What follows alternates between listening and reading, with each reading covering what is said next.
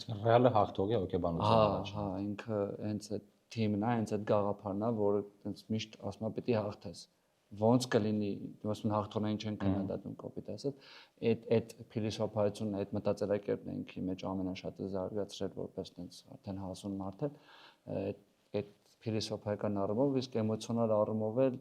ով չի սիրում հաղթել ու ուրախանալ, մենք իրար հետ էլ լիքը տենց լավ հրաշալի էմոցիոնալ բայեր ենք ունեցել, ռեալն է դրա այդ ոնց ասում են այդ ինտրիգը, այդ շոուն անողն է, հա, ինքը այդ ամեն ինչը անողն է ու շատ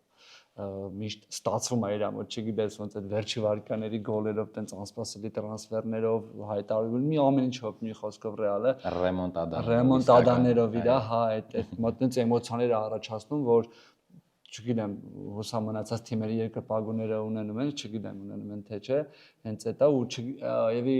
աշխարհում միակ բանն է, հիմա դեռ, չգիտեմ, կարող ուրիշ բաներ լինի, որ եթե ես գիտեմ այդ օրը ռեալի խաղ կա, այդ օրը առավոտվանից ուրիշ ձև է սկսում։ Դա առանց մտածելու է լինում, էլի չեմ դնում մտածում կան, շա մի բայ ստացվել է այդ տենց։ Այսինքն նաև ռեալը մեր ապրելակերպի մեջ է ճիշտ է։ Այո, այո։